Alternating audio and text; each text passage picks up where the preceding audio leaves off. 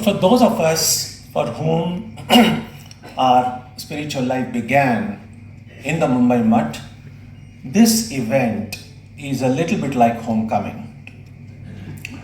For me personally, this is true as well, because I was a student here in Mumbai in the early 70s, and this has been a kind of a homecoming for me as well, because my spiritual life began in association with the Mumbai Mutt.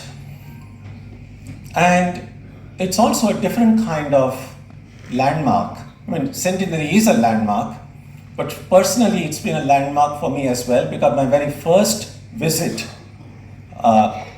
in connection with Mumbai Mutt took place when the Mutt was celebrating its golden jubilee. That's 50 years ago. And so they had this public celebration at the Gateway of India, and I was studying in St. Xavier's, so I walked in there just to watch what was going on.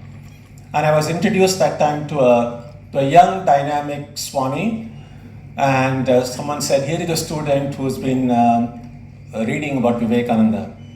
And I got a memorable reception that I can never forget. That Swami just held me tight and said, Swami Vivekananda wanted young men like you. We have got an ashram at Khar, you come there.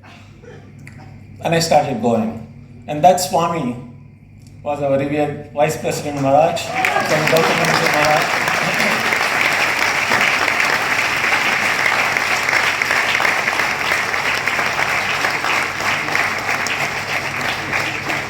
So he plays a very important part in my beginning of my spiritual life and monastic life as well.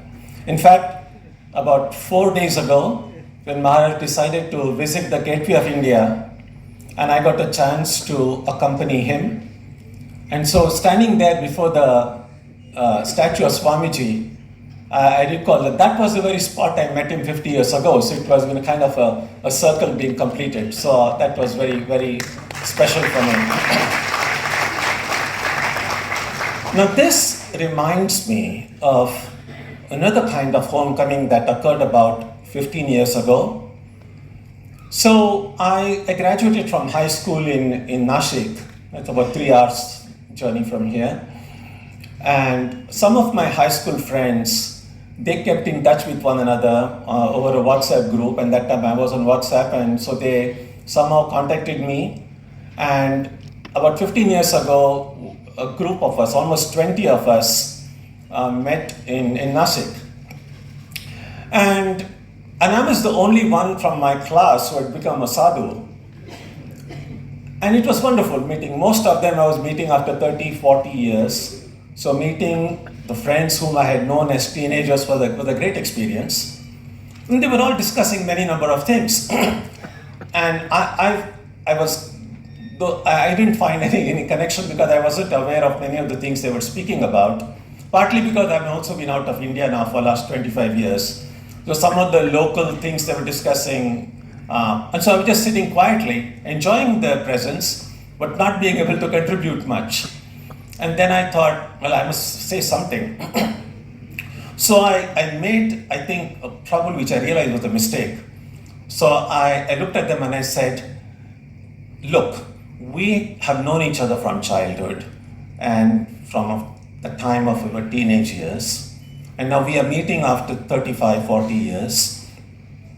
And life has taught us any number of different things. So why don't we just go around and say in a sentence or two, what has life taught me? What are the important lessons I learned in my life? And as soon as I said that, there was complete silence. And it became very awkward because I thought, oh, this was probably not the kind of question anybody wanted in a kind of a celebratory meeting like this. But I think it's important, and that's the kind of question we can ask ourselves as well. That no matter how long we have been coming to the ashram or any place of worship that you go to, what have I learned? Sometimes they say that we might get our knowledge from reading many books and lectures and from many different sources, but especially as we grow older, if we ask ourselves, what are the basic values that govern my life? We might find, in fact, there's a big famous book came some years ago, that all that I needed to know, I learned in my kindergarten. So we might see if we can distill the essence of everything that we learned in life, we might discover that the seeds of that knowledge came when we began our spiritual life, associated with a place that has been kind of the home, our spiritual home.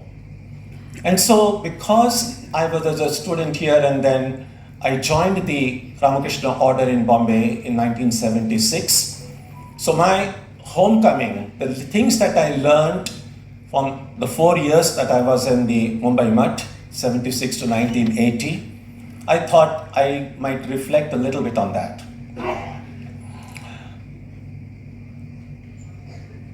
Among the things that comes to mind first is the power of time. And this is because, as I said, the first time I came to Mumbai Mutt was in its Golden Jubilee. 50 years have gone by, and now we are celebrating the centenary. I'm quite certain I will not be here for the 150th celebration, and some of you who are very young will be there that time. The Swamis who were present when I joined the Mutt, all of them have passed away now. In fact, almost 3 of them passed away in the last year or so. And some of you are familiar with them. One was, of course, Kalipada Maharaj, and Swami Kedaranji Mrinmay Maharaj, and most recently, Suresh Maharaj or Swami Tyaganandaji in Mangalore. And many other Swamis who were there when I joined the Mutt have all gone away. And of course, when I look at the souvenir had all these fine pictures of the olden days, and you see how different we looked then, years ago, and how different we look now. Age takes its toll on us. Many of my brother monks that I see, yes, I mean, we are still the same people, but physically we have grown, we have aged. So we will pass away eventually. The ashram will remain, the Mumbai Mutt will remain, but we will go. Sometimes we are under the illusion that it's the time passes. In fact, this has been a phrase that is very common in India. Kya kar rahe hain? Time pass. A little bit of reflection will show us that time doesn't pass. It's we who pass. In fact, Bhartrihari, he says it very clearly, exactly in these words. Kalo na yata, vayameva yata. And so it's good to recognize the power of time over us. And time shows its presence in our lives through the idea that we have about past, present, and future. We know, if we are a little bit alert about it, how much of our time and energy goes in thinking about what happened yesterday or last week or last year. The memories of the past keep on intruding into our present. And then there is, of course, the anxiety about the future. And we are well aware of what anxiety meant, having gone through this almost 3 years of the pandemic and the economic downturn and all of that. So it's natural to feel worried about what tomorrow will bring or what next year. What can I do to take care of my family and so on. But this idea of worrying about the future, remembering about the memories of the past, doesn't allow us to live in the present. Swami Vivekananda made one statement. It's very important. It's not much highlighted. It just comes obscurely in his complete works. He says, time is but the method of our thinking. We are the eternal present tense. Now, it's a big subject to reflect over the power of time. But I think this was one of the lessons that came to me. Something when I think about time now, I can trace it back to some of the things that I learned when I was in Mumbai Mat almost 50 years ago. The second is the power of possessions. When I came to join the Mat, I was 19 years old. I didn't bring anything with me, just the clothes that I was wearing. One thing that I brought, and I still don't know why I did it, I brought my toothbrush. I tucked it in my back pocket as if, I don't know what I was thinking, as if they wouldn't be giving me toothbrush in the mud. So anyway, so that's all that I came by. But 4 years later, when it was time for me to go to the training center, I was shocked to see how my room had become filled with a lot of clothes, a lot of books, and it was shocking. I didn't at any time feel that I was accumulating these things, but one by one things came, and it was time for me to go to Belur Math in 1980. I realized when I was packing how many things I had with me. And if we look at our own lives, when we come into this world, we come with nothing. And over time, we build up this idea about this is mine. It's not just about material possessions. It's also about my family, my friends, my home, my property, but also on a more subtler level, my ideas, my thoughts, my feelings. The amount of things that we qualify by the term mine is huge. So it's worth reflecting on the idea of possession. Now, possessions themselves are not the problem, but the idea of ownership. There is the Upanishad called the Isha Upanishad, which asks the question, Kasya Svidhanam? Who does anything belong to? Just we know that when we travel and if we decide to stay in some hotel, and if it's a good hotel, then you'll have lots of amenities there. You can use the things in your room. But you know, when you check out of the hotel, you are not allowed to carry anything. That doesn't belong to you.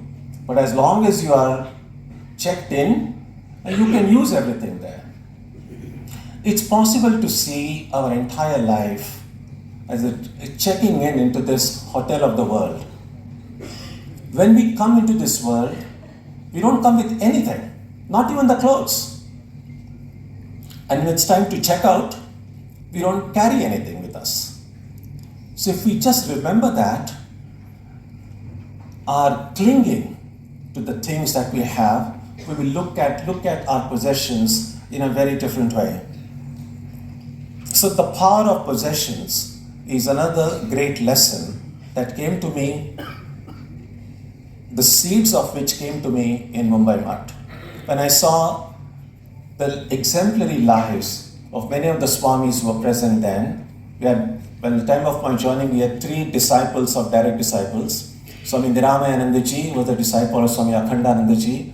Then Swami Tyaganandaji was a disciple of Vijnanandaji. And Swami Vidyanandaji was our Pujari Maharaj. He was a disciple of Mahapurush Maharaj. Just observing silently their lives, it was such a big lesson. There was not too much of teaching given orally, but just looking at the way they lived was a great lesson in itself. So I'm able to trace this understanding of the power of possessions by just looking at them. In fact, one of the direct disciples, I believe it was Bavaram Maharaj, I'm not sure. We read in the books that when he passed away, there was nothing in his room other than 2 pairs of clothes. A lot to learn from that. I know it's easy for Swamis to say these things, and then as those in family will have to have things. As I said, having possessions itself is not a problem, but we need to reflect deeply on the idea of ownership. And finally, the power of discipline, the power of habit. I saw that in the Swamis that I met when I joined the order in Mumbai Mutt, but also later in life, looking at the lives of many, not just Swamis, but also many devotees. With great nishtha, with great regularity, with great faith, many devotees who came in the morning to the temple, to the mother's temple, and looking at the lives of these great, both monastics and non-monastics, was a great lesson. Sometimes no words are necessary. Just the power of life is so strong that no words need to be spoken. There's so much we can learn by just observing people and imbibing. And it's not as if everything is perfect. It's not as if everyone is perfect. But we can still learn from everyone, perfect or not. In fact, as we know, Tulsidas, he says that everyone can be our teacher. From many people, we learn how we should live. And looking at some other people, we learn how we should not live. And so both can be our teachers. In fact, I think we learn more by just looking at life with full awareness and learning. Not so much from books. How much, those who are grown up amongst us here, how much of what we studied in school and college is actually useful to you in your present career or whatever work you are engaged in? I would hazard the guess that's very little. But what's useful to us now are the lessons that we learned in life through our own struggles, through our own experiences. And therefore it's important to look back and see and to distill down the essence of what we have learned. Life is not complicated. We make it complicated. So I'll just conclude now with the one story that I think I have time? Okay.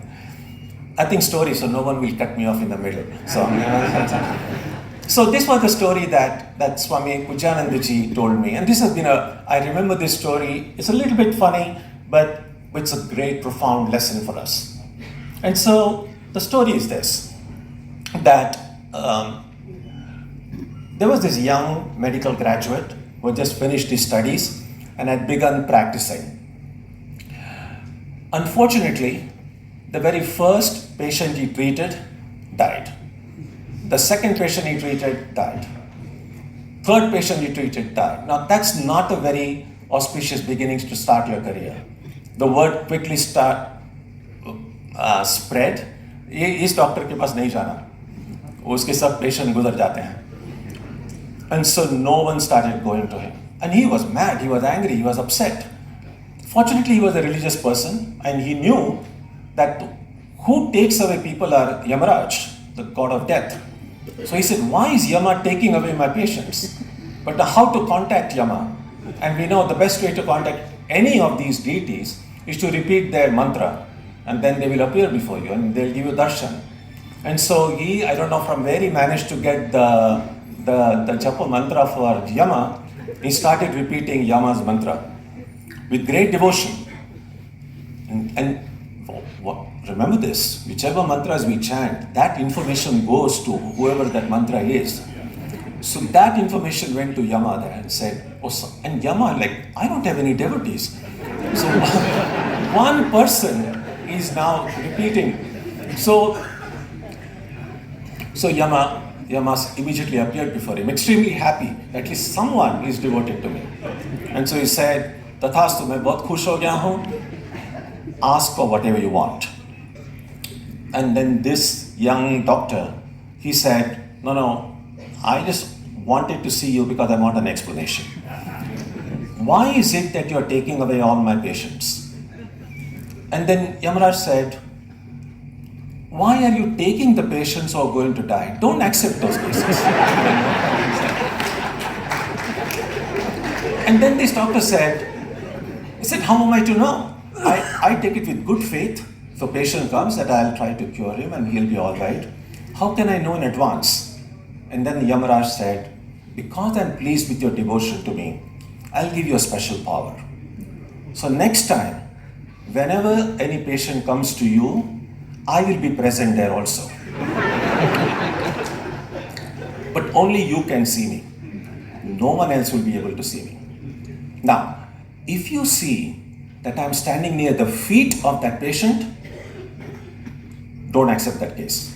Because that patient is going to die. Give any excuse, say you're busy, pass it on to your assistant, you don't take it. But if you find that I'm standing near the head of that patient, then no matter what medicine you give, he'll be all right. Accept that case. So this young doctor said, okay, I'll give it a try. And so the next time a patient came, there was this one patient in one hospital. All the doctors had given up hope. They said, "Iska kuch hone wala nahi hai, to too serious, too advanced a case." The young doctor goes and he finds Yama is standing near the head. So he said, "Hum kar denge theek." And he gave a medicine. This patient became well, and the word spread. Oh, this! All the doctors had given up hope. He did it all right. And then, of course, anytime he found Yama standing near the feet, he somehow didn't take the case. Slowly, he built up his reputation.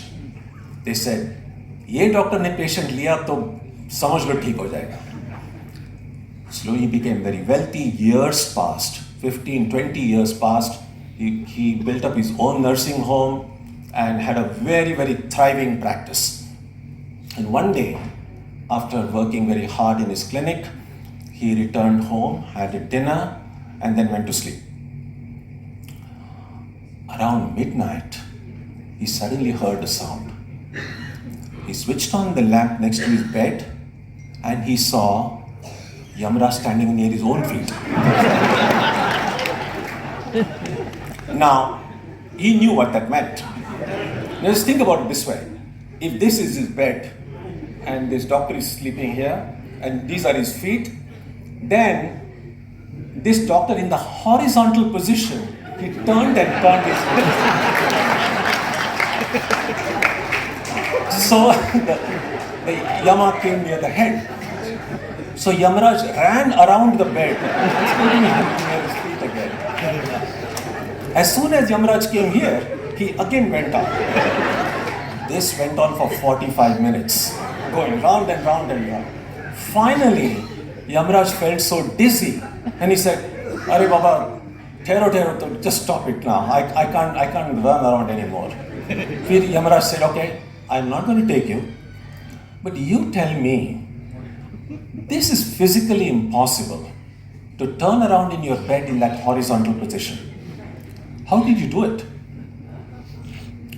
Then this young doctor said, "Ki 20 saal pehle, 20 years ago, when you appeared before me and gave me this special vardhan, this special blessing, that time I knew that one day will come that you will be standing near my own feet.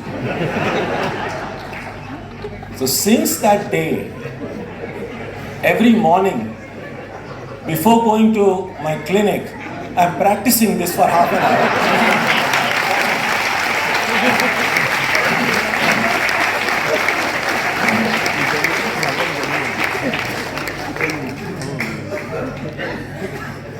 This shows the power of foresight and farsight. Think about it this way. We plan for so many things that may or may not happen in our life. Do we have any plan for death? That's one thing that is certain. That one day we are going to die. We don't know when, which makes it all the more terrible in some way. So, if really taking spiritual life seriously really means planning for one's own death. I think it was Aristotle who said that the great philosophers are continually engaged in the practice of dying. And so the daily japa, the meditation that you do, the prarthana that you do, the worship that we do is for this great event. One day it will happen. And therefore it might be, again, I've already overshot my time, so I don't want to take more time, but if we can begin every day with this thought that this could be the last day of my life and live that way, one day we are going to be right. We don't want to be right so soon, but one day we will. Our outlook on life, our understanding of ourselves, our understanding of the world in which we live will be very different.